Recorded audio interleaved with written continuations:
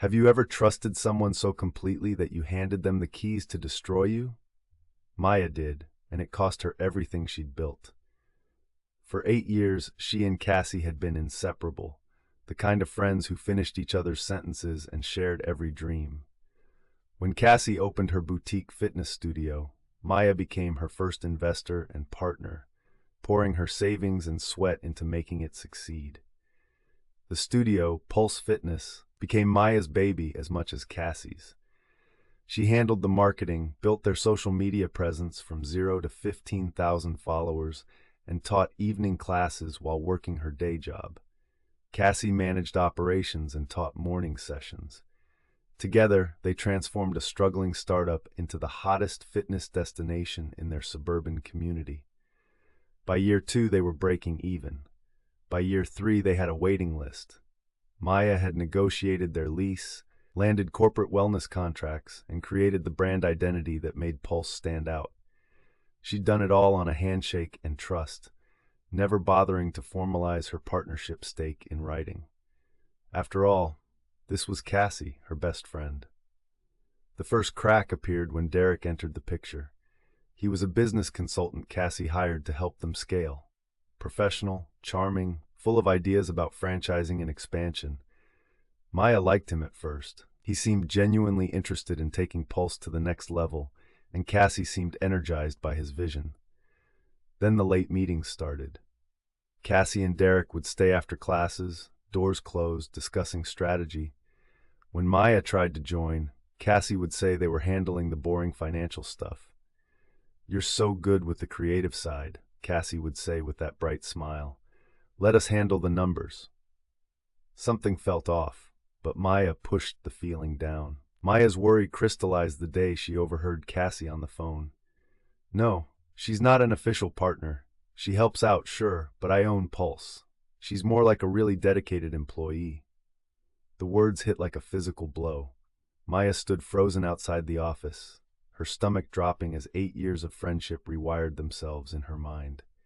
She didn't confront Cassie immediately. Instead, she went home and dug through everything. Old text messages about the partnership, Venmo payments she'd made for equipment, emails where she'd signed off as co-founder. She had proof of her investment and role, just nothing legally binding. Her hands shook as the pattern became clear. The next week, Cassie called a meeting. With Derek beside her, she explained that Pulse needed to restructure. "We're offering you a generous severance package," Cassie said, not meeting Maya's eyes. $10,000 for all your hard work. Derek will be taking over your responsibilities as we prepare to franchise." 10,000 for 3 years of her life and 30,000 in investments. Maya asked the question she already knew the answer to. "What about my partnership stake?" Cassie's expression turned cold. "What partnership? You never signed anything. You were a volunteer who made some loans. The 10,000 is actually quite generous." Derek nodded along, playing his part perfectly. This hadn't been an impulse. They'd planned this. Here's what Maya realized in that moment, the insight that changed everything. Cassie had already started telling people Maya was just an employee. She'd been rewriting history for months, positioning herself as the sole founder so she could erase Maya's stake before franchising. The question wasn't whether to fight back, it was how to make this right. Maya smiled and accepted the severance. She didn't argue or cry or give them any drama. "You're right," she said calmly. "I should have protected myself better. I'll clear out my things." The surprise on their faces was delicious. They'd expected a fight, maybe even hoped for it. Instead, Maya gave them nothing to push against. What they didn't know was that Maya had spent the previous week consulting with a lawyer. A really good one. She learned that even without a written contract, her documented investments, her role as the public face of the brand, and Cassie's own emails referring to her as partner created an implied partnership. She had a case, and a strong one. But Maya didn't go straight to court. That would be too quick, too clean. Instead, she did something more strategic. She reached out to every corporate wellness contact she'd personally landed for Pulse. "Just giving you a heads up that I'm no longer with the company," she said. I wanted to make sure you're taken care of before I start my own venture. The corporate clients knew Maya, not Cassie. They'd negotiated with her, trusted her, worked with her for years. Within 2 weeks, 5 of Pulse's 8 corporate contracts gave notice. They hadn't signed with Pulse. They'd signed with Maya. And now Maya was going elsewhere. The studio's revenue dropped by 40% almost overnight. Then Maya launched her own studio across town. She didn't badmouth Pulse or tell anyone what had happened. She simply existed, better than before.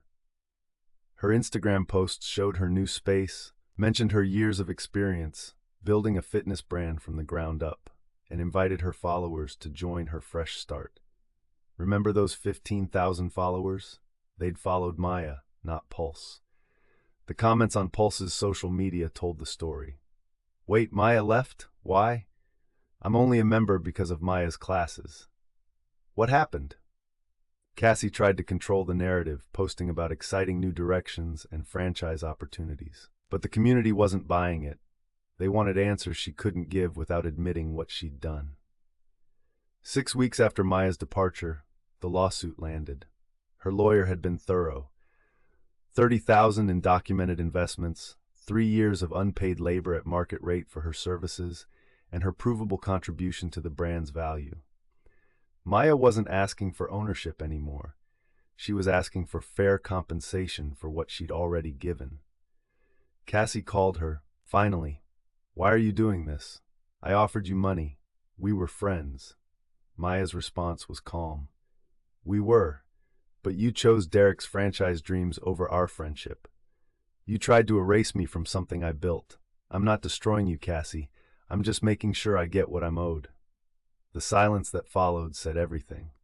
The case never went to trial.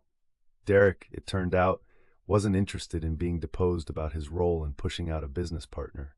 The franchise plans required clean books and no legal complications. Cassie's lawyer advised settlement. Maya walked away with $120,000, official recognition of her co-founder status, and a non-compete clause that kept her studio protected. But the money wasn't the real victory. 6 months later, Maya's studio had a waiting list. Her corporate contracts had brought their employees. Her social media community had followed. She'd rebuilt what she lost, but this time it was entirely hers, protected by proper legal agreements and hard-won wisdom. She ran into Cassie once at a coffee shop downtown. They didn't speak. Cassie looked tired, stressed in a way Maya remembered from Pulse's early struggling days. The franchise deal had fallen through. Without Maya's contracts and community, the numbers hadn't worked.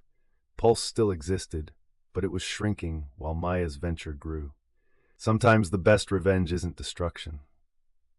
It's building something better.